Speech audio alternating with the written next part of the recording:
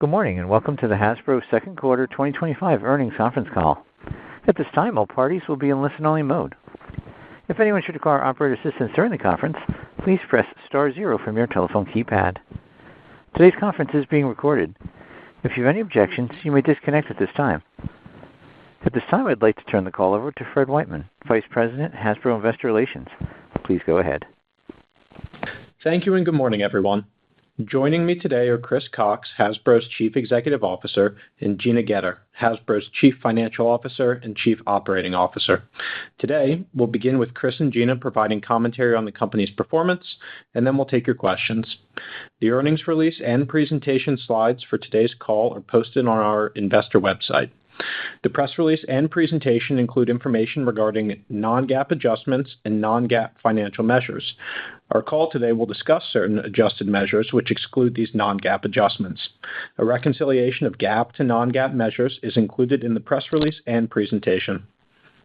Please note that whenever we discuss earnings per share or EPS, we're referring to earnings per diluted share. Before we begin, I would like to remind you that during this call and the question and answer session that follows, members of Hasbro management may make forward-looking statements concerning management's expectations, goals, objectives, and similar matters. There are many factors that could cause actual results or events to differ materially from the anticipated results or other expectations expressed in these forward-looking statements. These factors include those set forth in our annual report on Form 10-K, our most recent 10-Q, in today's press release, and in our other public disclosures. We undertake no obligation to update any forward-looking statements made today to reflect events or circumstances occurring after the date of this call. I'd now like to introduce Chris Cocks. Chris? Good morning, and thank you for joining us today. Before we begin today's call, I want to take a moment to honor the life and legacy of Alan Hassenfeld, our former chairman and CEO, and a dear friend and mentor. Alan was a driving force behind Hasbro for decades. He led with heart, conviction, and an unwavering belief in the transformative power of play. But more than that, Alan believed in people. He made it his mission to lead with empathy, to give generously, and to use Hasbro as a platform for doing good in the world. Alan reminded us that the true measure of our success isn't just financial performance. It's the positive impact we make on people's lives, especially the joy we bring every day to children around the world. Alan, you will be missed, but your vision and mission will never be forgotten. Now let's turn to 2Q results. We're now halfway through 2025 and already seeing momentum on our Playing to Win strategic plan announced in February. I'm pleased to report that Hasbro is performing ahead of expectations, driven by exceptional results from our Wizards of the Coast business, continued performance in our licensing and digital segments, and a steady long-term approach to navigating a complicated and evolving macro environment. While the broader consumer landscape remains dynamic, our play-focused, partner-scaled strategy is paying off, leaning into premium, high-margin segments like Wizards, licensing, and digital. And we're seeing it translate to bottom-line outperformance. Let's break it down. Wizards of the Coast had a standout quarter. Magic the Gathering continues to deliver, growing 23% year-over-year in the second quarter, and up 32% year-to-date. This isn't just a one-off moment. It's a clear indication of the power of Magic's community, our release cadence, and the resonance of our Universes Beyond strategy.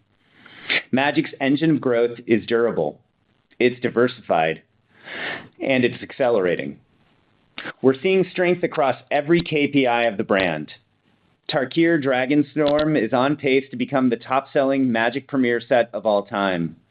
Final Fantasy, the latest release in our Universes Beyond portfolio, is already the highest-grossing Magic set ever.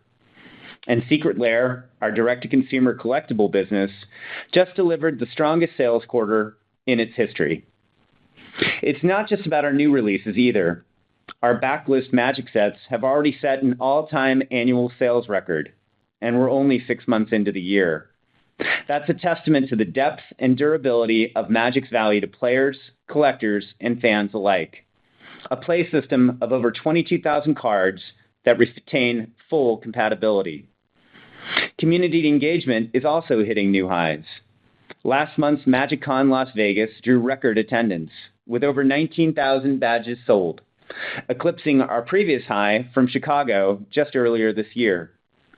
And the Wizards Play Network continues to expand, now totaling nearly 9,000 locations globally. Organized play is on fire. We saw a nearly 40% year-over-year increase in unique players during the first half of 2025. A clear signal that our play programs are bringing new energy and deeper connection to local communities. Final Fantasy set a record for new player growth, delivering more new players in its first 2 weeks than any prior set posted over an entire season.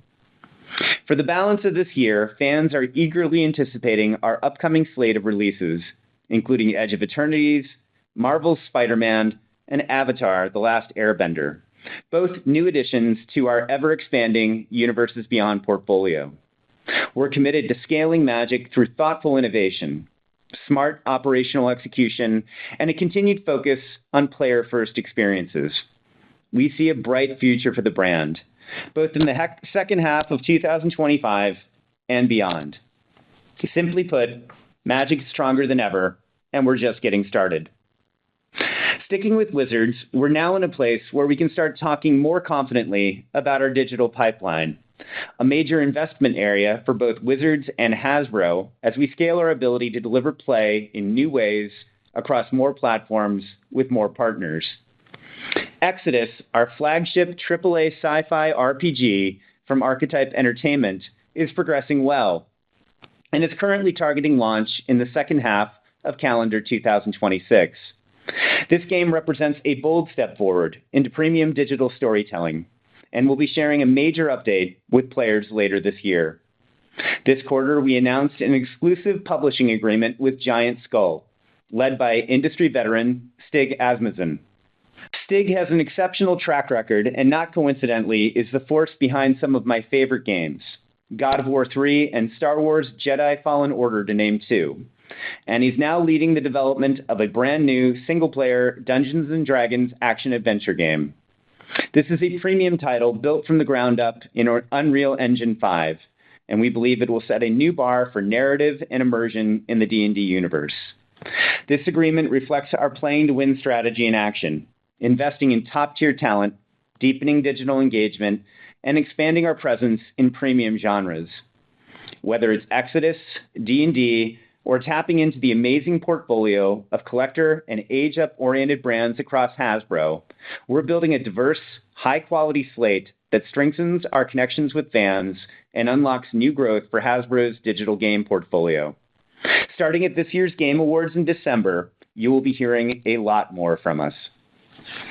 Turning to consumer products, as anticipated, sales were down in the quarter, particularly in North America, where our retail partners made a shift in ordering from direct imports to domestic, given the uncertainty around tariffs over the last few months. We expect to make up much of this delayed ordering in Q3 and into Q4 as sales ramp into the holidays. EMEA and APAC are performing well, and we anticipate each of these regions will end the year in growth mode. While tariffs represent a headwind for the business, the current duties are better than the range we discussed in our last earnings call. We are compensating for these costs through a combination of cost reductions, rebalancing our marketing spend, diversifying our supplier mix, and implementing some targeted pricing actions. Coupled with a strong slate of new toys, including Play-Doh Barbie, our new line of Peppa Pig toys celebrating the birth of Peppa's little sister Evie, retooled and reimagined board game favorites like Candyland and Operation, and Marvel Legends series products tied to the upcoming Fantastic Four release, we expect top-line performance for consumer products to improve sequentially as we move through the balance of the year. Lastly, our licensing business, which is embedded into our CP and Wizard segments, continues to outperform. Monopoly Go continues an impressive run of user and revenue milestones, proving to be an enduring hit from our partners at Scopely. We've just inked a new multi-party deal in casino gaming with Aristocrat Technologies, Bally's, Evolution, and Galaxy Gaming. They joined SciPlay to form a 5-company partnership to expand our brands in a lucrative and high-growth market for digital on-premise gaming. And the balance of our LBE, consumer products, and digital gaming licensing business is both growing and providing an important source of high-profit diversification. All of this adds up to a business that is showing strong signs of underlying momentum and meaningful progress against our playing to win objectives. While I won't steal much of Gina's thunder, based on the strength we are seeing across our diversified portfolio, especially from Magic, we are raising both top and bottom line guidance for 2025 and reaffirming our midterm outlook. 2025 will be the year Hasbro returns to growth, and we will do so backed by record operating margins. I want to thank our teams across the world for making this possible. Our supply chain organization has done yeoman's work, diversifying our supply chain while keeping costs low. Our sales teams are partnering with our retailers to navigate an unpredictable environment with agility and a long-term mindset. And our product, marketing, and design teams are delivering some of the best new products and campaigns Hasbro has dreamed up in years. Alan would be proud. Now I'll turn over the call to Gina Getter, our CFO and COO. Gina? Thanks, Chris, and good morning, everyone. We delivered a strong Q2, outperforming expectations on revenue, profit, and margin, all while navigating a dynamic external environment. Our performance this quarter reflects the strength of our portfolio strategy, the outsized momentum in our Magic business, and the disciplined execution behind our transformation and operational excellence initiatives. Net revenue came in at $981 million, essentially flat year over year on the strength of Magic. Adjusted operating profit delivered $247 million, with an adjusted operating margin of 25.2%, which was up 20 basis points versus last year, despite a material step-up in royalties expense. Adjusted earnings per diluted share rose to $1.30, up 7% year over year, driven by favorable mix and margin discipline. Our Wizards of the Coast and digital gaming segment continues to be the growth engine. Revenue grew 16% to $522 million, led by Magic: The Gathering, which delivered 23% growth. Final Fantasy became the biggest Magic set in our history, exceeding expectations and attracting both longtime players and new fans. Segment operating profit was $242 million, with an exceptional 46.3% margin, reflecting both scale and disciplined cost execution. As expected, consumer products revenue declined 16% to $442 million, primarily due to retailer order timing and market softness in select geographies. As we foreshadowed last quarter, most of our U.S. retailers managed their discretionary inventory tightly through the quarter. While revenue declined, we improved margins, delivering near break-even profitability through cost actions, mix, and promotional spending discipline. Entertainment delivered $16 million in revenue, in line with plan, and $10 million in adjusted operating profit. The team continues to execute well against a leaner, more focused content portfolio. As we look at our year-to-date results, we are back to growth, with revenue growing 7% versus last year behind the strength of Magic. Operating profit of $470 million is up 18% behind volume, favorable business mix, and cost productivity. We remain intensely focused on transformation and cost leadership. With $98 million of gross savings delivered through the first half, we are firmly on track to meet our annual target, reflecting strong execution across supply chain, SG&A, and product development. Year-to-date adjusted EBITDA reached $576 million, up 19% behind the drivers previously noted. Through the first half of the year, we generated $209 million in operating cash flow and returned $196 million to shareholders via dividends. We have also bought back $62 million of debt as we work towards our target leverage ratio. Our teams are executing decisively against the evolving tariff backdrop. While the current China tariff rate is more favorable than what was proposed in April, rates remain fluid. Last quarter, we were modeling a broad range of potential outcomes with a net impact of $60 to $180 million. Based on the updated trade policies with China at 30% and Vietnam at 20%, we are now estimating that will be at the lower end of the range and expect $60 million of expense in our 2025 P&L. We've incurred minimal tariff-related expense in our year-to-date results, as most of the impacted inventory is still sitting on the balance sheet and is yet to flow through the P&L. Company-owned inventories are up versus last year, but reflect several factors, including tariffs, foreign exchange, and a planned shift in revenue mix towards domestic fulfillment. We feel well-positioned ahead of the retail seasonal inventory build and expect to exit the year slightly up versus last year. As a result of the impact of tariffs and our long-term outlook, we recorded a $1 billion non-cash goodwill impairment charge in the consumer products segment this quarter. We're also seeing downstream impacts from trade uncertainty across the retail landscape. Many retailers are delaying holiday inventory builds and pushed shelf resets into Q3, both of which weighed on Q2 consumer products revenue and are requiring us to remain agile in the second half. To that end, we've activated a comprehensive mitigation playbook, including SKU rationalization, sourcing diversification, pricing strategy, and retailer collaboration to manage risk and preserve profitability. Today, approximately 50% of our U.S. toy and game volume originates from China, and we have plans in place to bring that exposure down to less than 40% by 2027 through accelerated geographic diversification.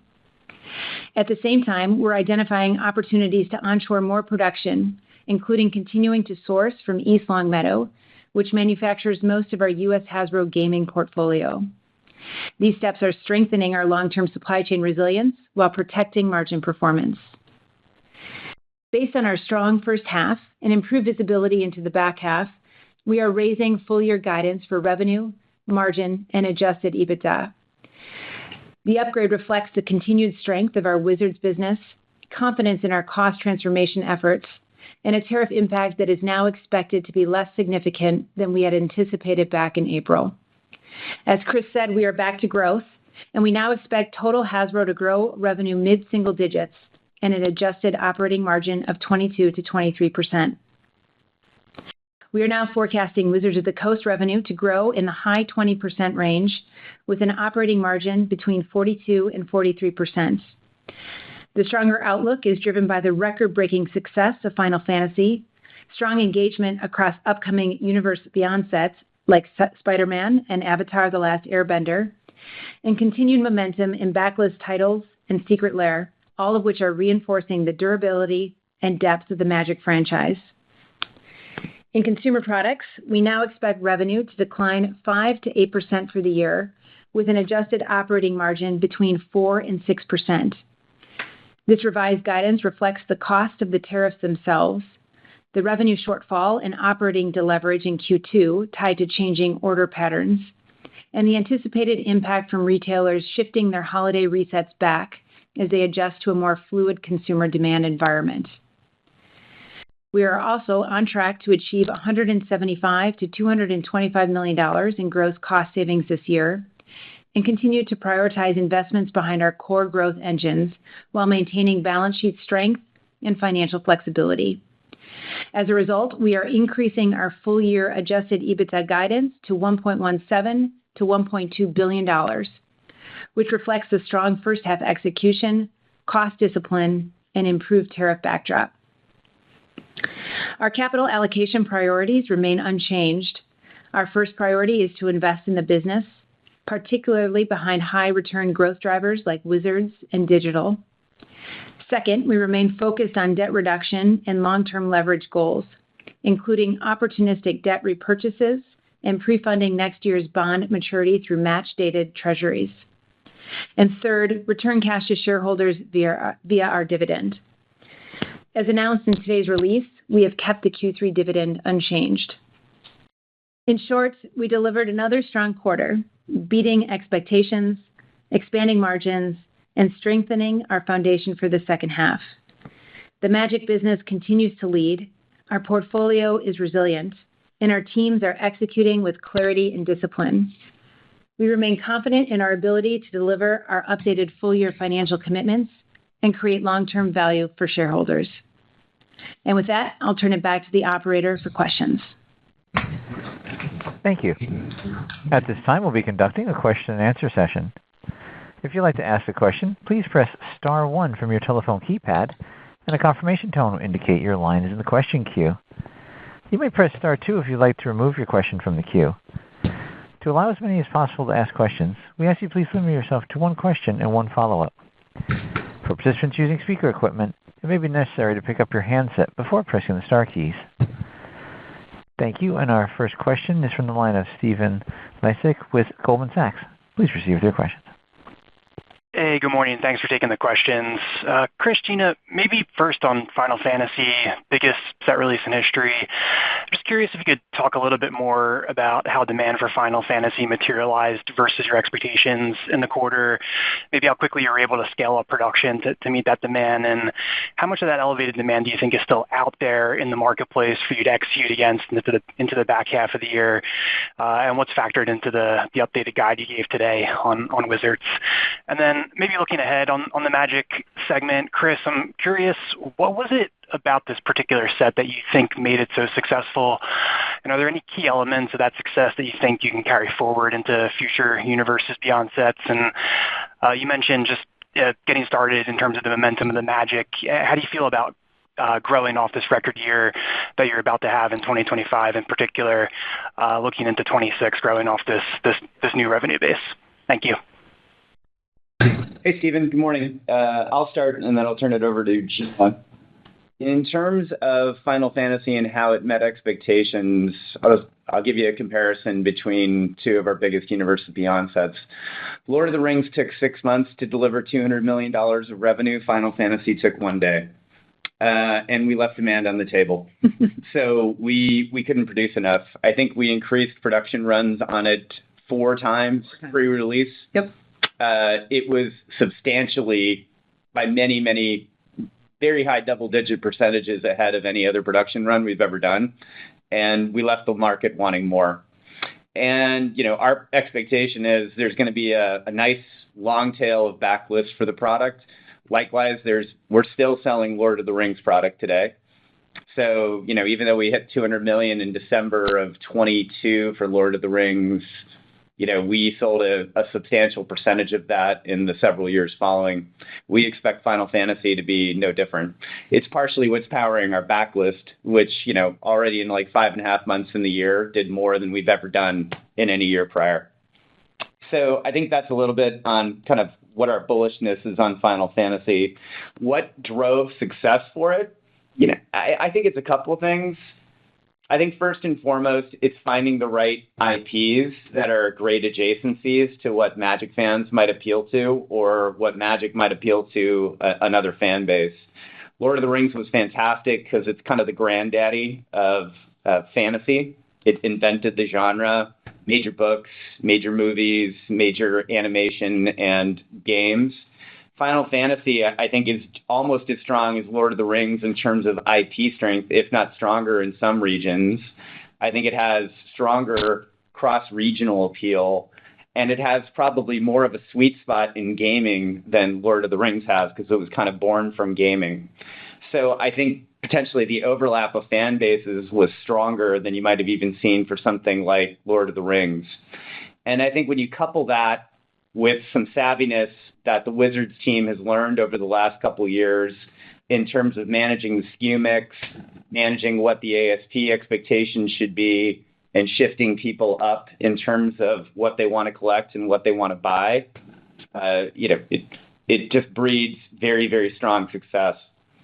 And then in terms of your third kind of sneaky question, very sneaky. Yeah. That was them all out at the beginning. 1C. In terms of our outlook for Magic, we feel pretty darn good about the Universes Beyond lineup we have set up for 2026 and 2027. we're very player focused in terms of how we announce these things, so we're not going to take away any of the Magic team's thunder. But over the next couple months, usually in August and September, the Magic team reveals what the new sets are going to be for the following year. And we feel pretty good about the brand collaborations and the first party sets we have next year in terms of being Final Fantasy-like, in terms of the types of players, the size of community, and the adjacencies we have. Yeah, Stephen, the only color I would add to Chris's answer there is I'll give props and kudos to our Magic team who really navigated this unprecedented demand. They were very agile, and every week we were getting an updated view of what the sales could be, and almost instantly we were back working options on how we would be able to produce and kind of lean into as much demand as we could. So as Chris said, we upped production 4 different times. We're continuing to produce the set. We think the set itself is going to have a huge long tail, but the team really has honed in their agile operating skills to be able to respond. It was impressive this quarter.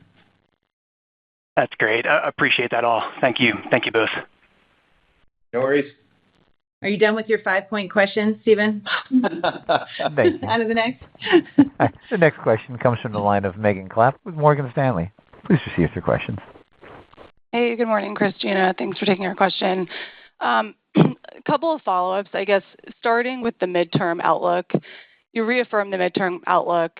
You call for, in that outlook, 500 to 100 basis points of average annual operating margin expansion through 27. If we just take the high end of your updated outlook for this year, you could achieve most of that this year alone. So just as we think about calibrating our models beyond this year, should we think about those targets as potentially conservative? And I recognize there are going to be incremental costs coming in from Exodus, but you're also absorbing a lot of royalty expense and tariffs this year. Tariffs could ease over time. You still have cost savings to be realized, and it seems like you think you can continue the momentum for Magic. So just any help in kind of thinking about squaring those targets versus where you're going to end this year? Yeah, morning, Megan. Good question. I guess at this point, we're not going to make any changes to our midterm targets. We still feel like we have a path. As you pointed out, this year is clearly over-delivering the expectations that we set in February. So there could be some lumpiness as we think 25, 26, 27. But we do still believe that we've got a path to that growth profile. To your point, the headwinds that we have now that we didn't know then in when we set them in February, tariffs is a big one. So even though the net impact this year is 60, we expect that to be bigger as we move into 26, 27.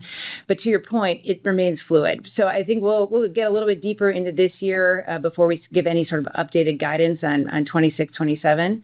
But big picture, we feel pretty good with where we are. Okay, that's helpful. And just a follow-up, I guess, on Monopoly Go, which accelerated pretty nicely this quarter. I think $44 million is the highest contribution you've ever recognized in a quarter game to date. So can you just talk a little bit about what you're seeing there? Are you finding that maybe there's some seasonality in the business? Was there any change in marketing cadence from Scopely? Just maybe a little bit more on what drove that acceleration. And then just any updates in terms of the assumptions for that decay rate you factored into the updated guidance. Their user metrics continue to be excellent, and I think it exceeds just about any other benchmark in the industry. Scopely's being very savvy in terms of their partnerships. They had a fantastic collaboration with Star Wars in May and June. And then I'd also say that the user acquisition costs and the percentage of revenue that we're spending against user acquisition has probably come in on the lower side of our expectations. All of those things combined have raised the amount of revenue contribution that we're able to take from that game. And I think we previously said about $10 million a month. That's likely on the conservative side based on what we're seeing for the first 6 months. Yeah, I would guide you to it's more, we've been running roughly 14. I would guide you to that 12 to 14 million a month in the back half, just given what we're seeing. Okay, great. Thank you. I'll pass it on. Thanks. Thanks, Megan. The next questions come from the line of Arpine Kocharian with UBS. Please proceed with your questions. Hi. Thanks for taking my question, and congrats on a great quarter. So you had upside in your full-year guide, given Q1 outperformance already. And by my calculation, that operating profit margin as well as EBITDA were higher a bit than the original guidance for 2025. So original was 21 to 22. I was sort of expecting a little bit maybe upside to the guidance that you gave today, given the Q1 outperformance already. I understand why you would want to keep that sort of checked a bit, given sort of significant uncertainty still ahead of you, and you still have holiday season ahead of you. But would you say that leaves room for a nice upside for the full year? How would you sort of calibrate that guidance, given that there was already upside to the original guide, given Q1 outperformance? Then I have a quick follow-up. Yeah. Morning. So I would classify our guidance outlook on margin to be kind of the right call where we're sitting for what we can see today. I mean, through the first half of the year, the one piece to keep in mind is that we haven't seen any of that tariff impact in the P&L quite yet. So that starts to manifest in the back half of the year. And that's almost a 2-point drag on our margins as we move through that back half. So, and to your point, it's still early in the selling cycle for holidays. So there is a question mark on how all of that is going to impact kind of our margin in the back half. But right now I would say we feel good about the guidance that we put out there for the year. Okay, thank you. And then maybe bigger picture question for you, Chris.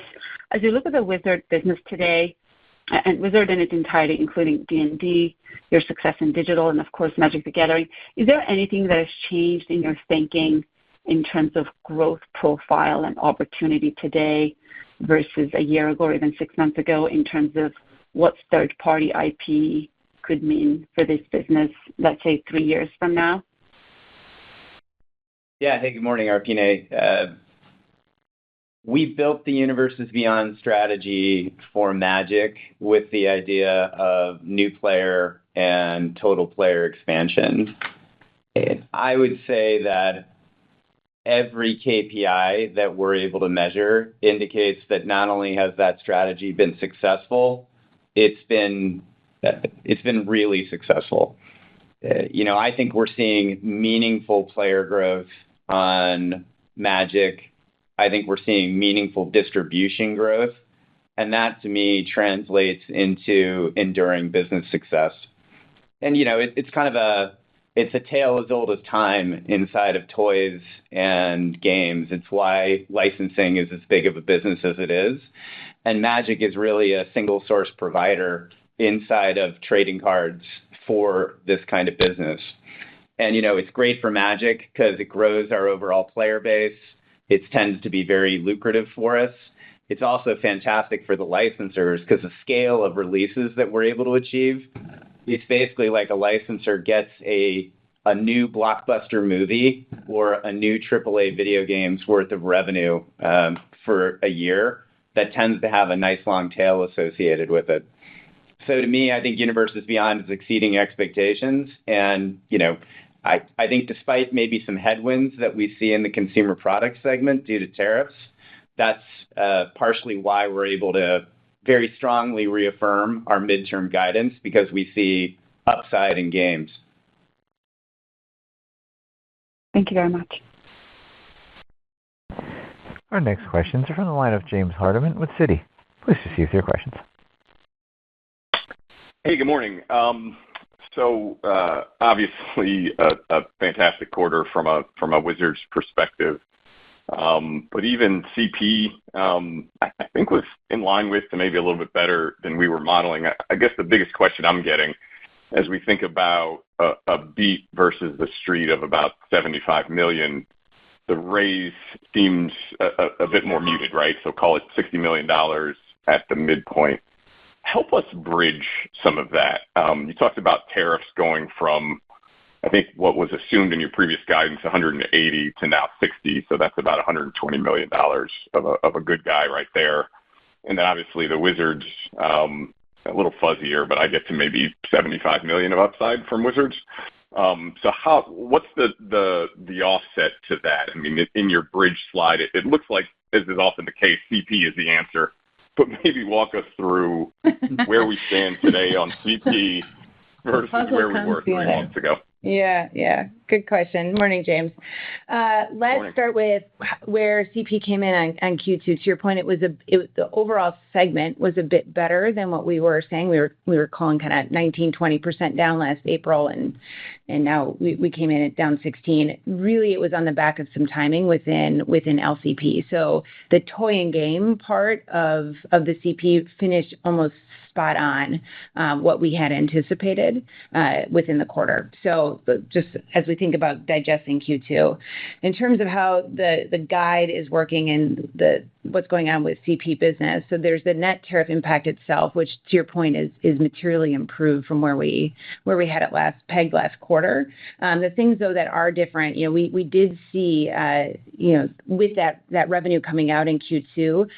While we'll see some improvement in our performance in the back half, we're kind of looking at that Q2 revenue loss as a revenue loss, and then the impact that has on the business as we move through from a deleverage, both kind of within the supply chain as well as within our managed expense route. So it really is just how we're thinking about the stickiness of that Q2 loss as it plays through the back half of the year. We've also watching, with all of our retailers, they have they're carefully watching their inventory levels, and they've taken decisions to push the sets back, the holiday sets back further. So that's impacting how we're thinking about the flow through of our inventory, in the back half of the year, and what that is ultimately going to lead to a demand outlook. So it really comes down to how we are forecasting Q3, Q4 for CP. Yeah, James, I would say it's a bit of a tale of two categories. On the game side, in Q1, we were bullish. I think Q2 reaffirmed our bullishness, and we see that flowing through in the back half of the year. The collectible segment, the hobby segment, is continuing to be very buoyant. And that's obviously based on that chart where we see a lot of the upside. On the consumer products and more general merchandise and toy side, I would say we share a similar sentiment with our retailers, which is cautious optimism.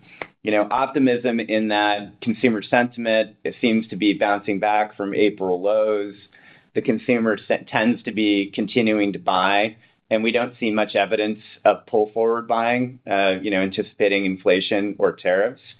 That said, though, the tariffs are going to have an impact. We do expect pricing to happen across the industry. And so it's a little bit of a black box what the back half of the year is going to look like. I think you're going to see companies like us be cautious on our inventory. I think you're going to see retailers be cautious on inventory. And I think consumers are going to have a bit of a choice because they're still very promotionally sensitive right now. But a lot of hot products are going to likely be out of stock this holiday because we're just not going to be able to refund them because we didn't have the upfront inventory for them. So like a Play-Doh Barbie, an Animals, a Baby Eevee, if you're a mom or a dad, you're probably going to want to go and buy that early. Got it. That's all really great color. Maybe as a follow-up, as I think about CP and what happened in 2Q, I feel like I'm hearing two different factors here. One is the direct import versus domestic, which I think you believe is more just a timing issue, which you should get back in the second half.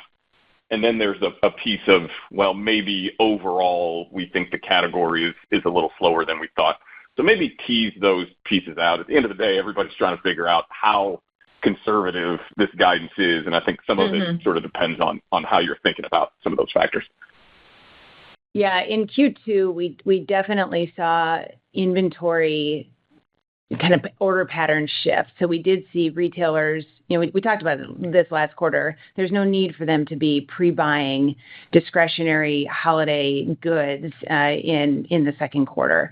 So they made a lot of decisions to stop or pause or slow their direct imports in. And so then, we are sitting on more of the inventory within domestic. We believe that order pattern, Christmas is going to come, parents are going to buy toys. We know that they will be pulling the inventory. It's just going to be later and in line with their shelf resets, which again, many of them push their shelf resets out of kind of Q2 into later within Q3.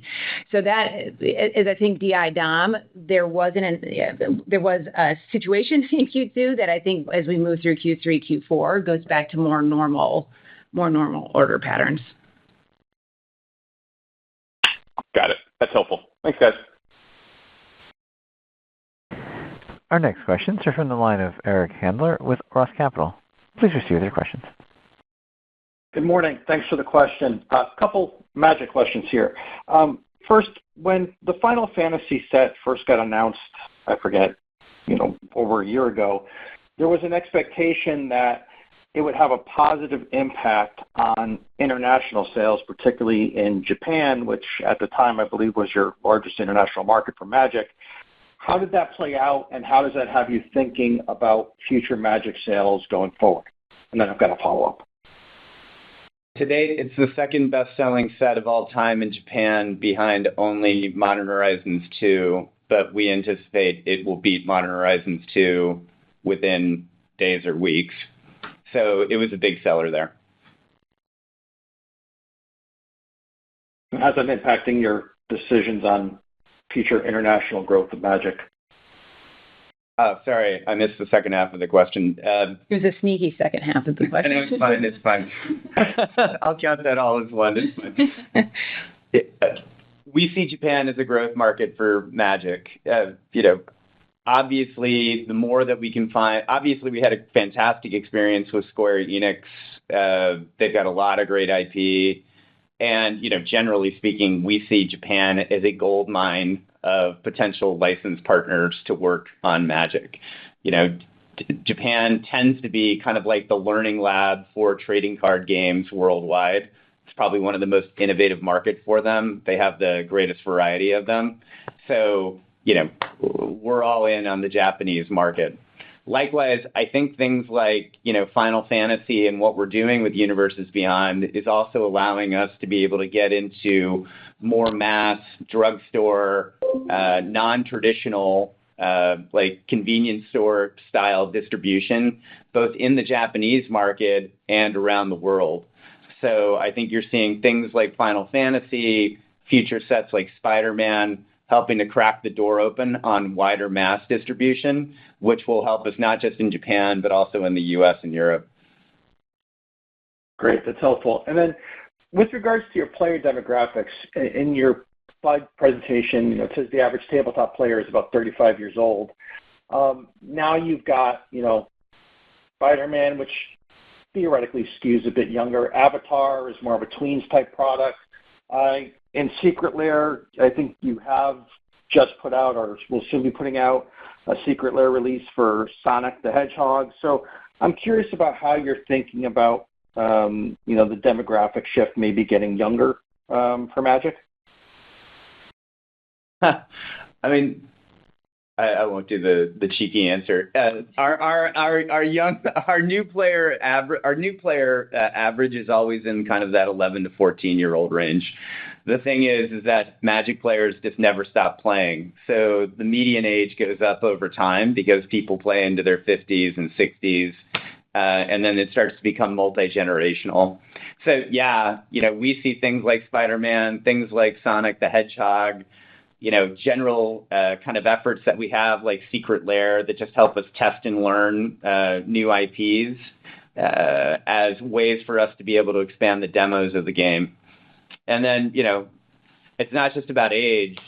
Magic, I think, does better than most kind of hardcore games or enthusiast games in terms of penetration with, people who identify as female. But we still have a ways to go there. I think about 30% of the player base today are women, and we'd like to see that increase over time. So we're also looking at, IPs that could have some resonance there. So, don't be surprised if you see us poking into romantasy. Don't be surprised if you see us looking at K-pop bands. Nothing's off the table. Very helpful. Thanks, Chris. Thank you. The next questions are from the line of Christopher Horvers with J.P. Morgan. Please proceed with your questions. Thanks. Good morning, everybody. So understanding that you've only seen a little tariff impact so far, given production timing and orders, but are you seeing prices seep in from others already in the market? And how do you think the U.S. consumer is reacting to tariffs at the category level? So, said another way, how did you see POS trend at the industry level in 2Q? And a sneaky second one, as we assess the estimate of lost sales. The theme of the day. As we assess the estimate of lost sales from 2Q that you're putting into the guide, how does your POS trend relative to the industry? Hey, Chris. So I think in terms of how the consumer is holding up in the second quarter, I think they're generally holding up pretty well. The toy industry is up through the second quarter, but a lot of that is concentrated in, frankly, trading cards and maybe building sets. And then outside of that, I think the industry is behaving about what we thought, which was flat to slightly down. Our categories are behaving about what we figured they would. We have a lineup that is very back half weighted in terms of where our new products are coming out. But where we have seen success, it's been with, great entertainment partnerships like what we saw with Transformers, which Transformers 1 had a modest box office, but it's had an excellent set of toy sales. So mission accomplished as far as we're concerned. Marvel's back to growth, particularly with Captain America, and we're looking forward to the Fantastic Four.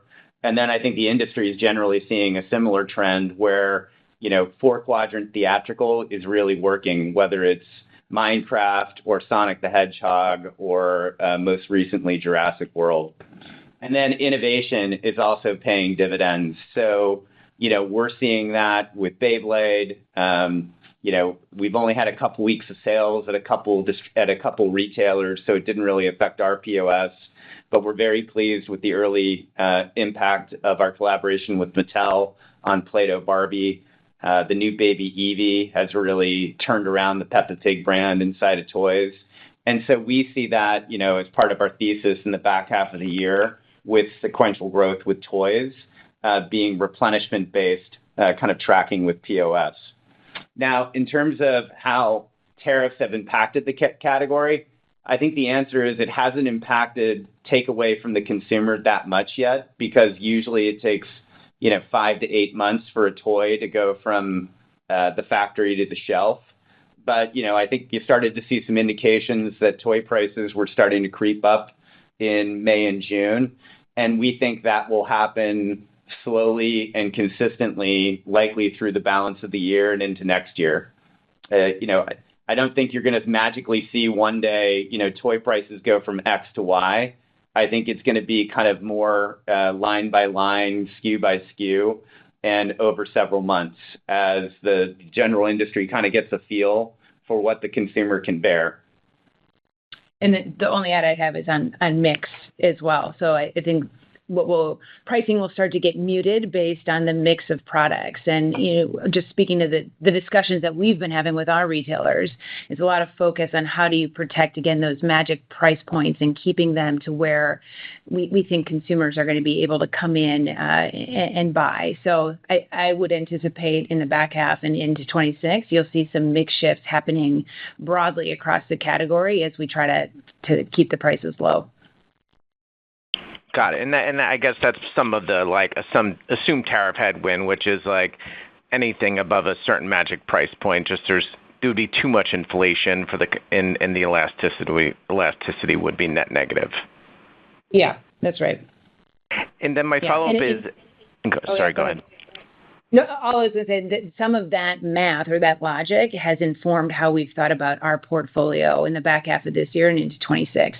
Meaning if the product itself couldn't kind of survive huge pricing, we've taken, because it would have just popped it to a price point that was just not going to be palatable for the consumer. We've taken decisions to not bring that product into the U.S.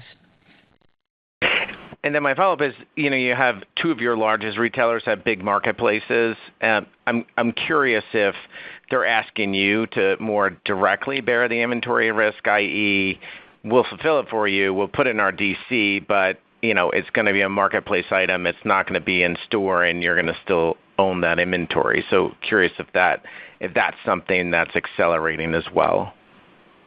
No, we haven't seen that, though. Like the DI to domestic definitely is that's a risk shift. Got it. Understood. Thanks very much. No worries. Thanks. Our next question is from the line of Alex Perry with Bank of America. Please proceed with your questions. Hi, thanks for taking my questions here, and congrats on a strong quarter. I guess just first, can you talk about the health of the Magic player base? I think you said up 40% year over year in the first half in terms of unique players. Just a little more color on sort of how you're measuring that. How many new players are the Universes Beyond sets bringing into the game, and how sticky are those new entrants that you're seeing from the Universes Beyond sets? Thanks. Yeah, so the 40% unique increase is specific to people who participate in organized play. So that's a subset of the total player base, but it's probably the most measurable that we have week to week. And so Final Fantasy has been, generally speaking, the overall active player base in terms of playing in store has been leaping up. 40% is a pretty impressive growth metric. Final Fantasy specifically has been very effective at bringing in new players into our organized play network. I think we did more new players in 2 weeks of Final Fantasy than we would typically do over a 12-week period for any other set that we've ever done. In terms of the total player base, we don't have a formal metric that we can share yet. We are working on a very robust kind of model for us to be able to track that. The challenge is, most of the play with Magic is offline. Only about 15% or so of the player base plays on something like Arena or something like in a store. But every metric we can see, from social listening to search queries to MagicCon POS reports to organized play to MagicCon to backlist sales, indicates that the total player base is growing quite robustly. And when we acquire a new player, even on something like a Universes Beyond, we tend to see a long tail, and we tend to see repeat purchases for future sets. Got it. That's incredibly helpful. And then I just wanted to follow up on some of the consumer products sort of line of questioning from earlier. So I think the guide down 5 to 8% is sort of a downgrade from the flat to down 4% the last time you provided, I think, formal quantitative guidance. So I guess just parsing it out, did you see holiday orders sort of cut in the quarter or a more cautious stance by retailers? Obviously, we have some of the DI, DOM sort of shift, but just wanted to get a little more color on sort of the downgrade in the CP guide. Thanks. Yeah. Morning, Alex. Yeah, it was some of the factors we've talked already about on the call. So in Q2, we definitely saw retailers pausing, bringing in inventory, discretionary inventory for the holidays.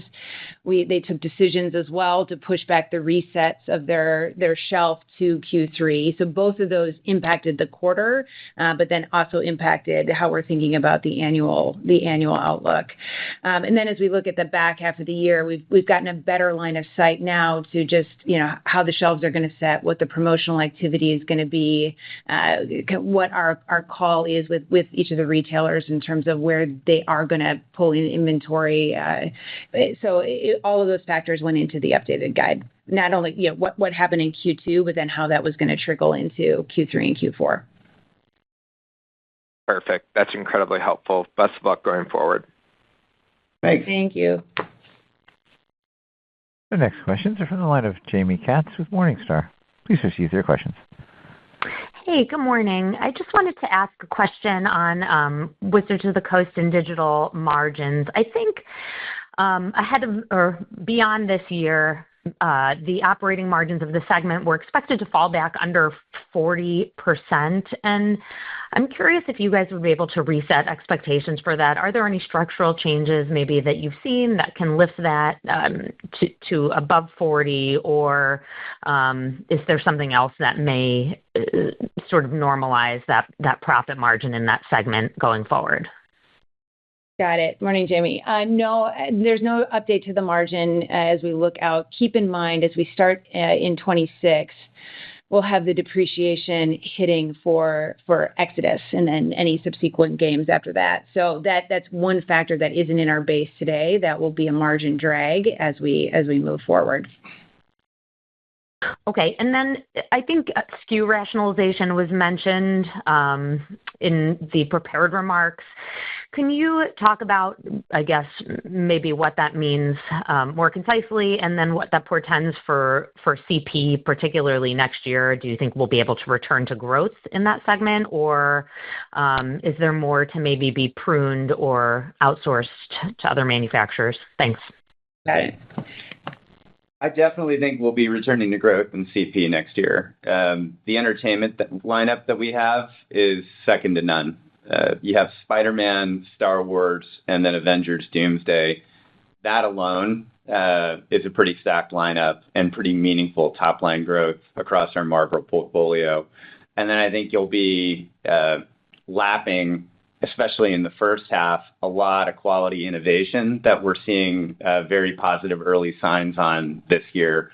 Play-Doh Barbie, Peppa Pig. We'll have a full year of Iron Man and his awesome friends. I know Spider-Man has amazing friends. Iron Man has awesome ones. And Nanimals, a lot of back half innovation that we have early indications will be good hits. Yeah, and on the SKU rationalization front, we have been on a journey the past couple of years as part of our transformation to really hone in, take the complexity out. When you get into an environment like this where not only our retailers but us are managing our inventory very carefully, looking and continuing to prune and look at those kind of call it C and D level SKUs is always on the docket. We've also taken decisions, as I said earlier, of products that were probably not going to be fit for the U.S. market given the tariff impact and where we would have to price them. So we culled those out of bringing into the U.S. It doesn't mean that they're not going to be shipping elsewhere in the world, but we have taken some different decisions on the portfolio for the U.S. Just given the environment. Excellent. Thanks. Thank you. Thank you. Our final question is from the line of Kylie Kohut with Jefferies. Please proceed with your questions. Hey, good morning, you guys, and congrats on a strong quarter. You've kind of gone into detail on this already, but curious what you're specifically seeing in terms of the mix of new, lapsed, and existing customers for Magic specifically. Is it kind of are you kind of seeing more new growth, or are you really kind of seeing your existing players also spend more on the cards? Thanks. I think to get to the detailed player demographics, we're probably going to have to go offline. I would generally say that we're seeing a stronger mix of new players than we've seen in prior years this year. I can't give you a precise quantitative breakdown, though. But like I said in the prior questions, every metric we're seeing, it all points to there's more people playing Magic, and there's more people who've never played Magic who are now playing Magic than ever before. And it's quite meaningful. Gotcha. No, that's super helpful. And then last one from me is just looking at that step up in inventory. Could you give us a little more color on what drove that? I know you called out, a combination of planned build versus, the FX/tariff, but just any more color there would be helpful. Thank you. Absolutely. Yeah, and we're at that time of the year where we would naturally be seeing a step up in inventory, right? We're building, but a couple unique factors this quarter. So obviously the tariff cost itself is an increased cost of inventory. We've got roughly, call it $15 million of cost of tariffs tied up on the balance sheet right now, just to give you a sense of magnitude. I should say through Q2, we had about $15 million of cost tied up on the balance sheet. So that's one piece of it. FX is another that's making our inventory a little bit more expensive. But then lastly, it's this piece that we've been talking about in terms of DOM DI. So as the retailers stop pulling or slowed or paused paused their DI shipments, we were still producing and bringing it in and having it sit within our domestic inventory. So those are the three factors. As I said in our prepared remarks, we have the path that we know how the inventory is going to flow in Q3, Q4. We think we may end the year slightly higher than where we were last year, but everything right now is kind of in line with expectation. Great. Thank you so much. Thanks. Thank you. Thank you. This now concludes our question and answer session and will also conclude today's call. Ladies and gentlemen, thank you for your participation. You may now disconnect your lines at this time and have a wonderful day.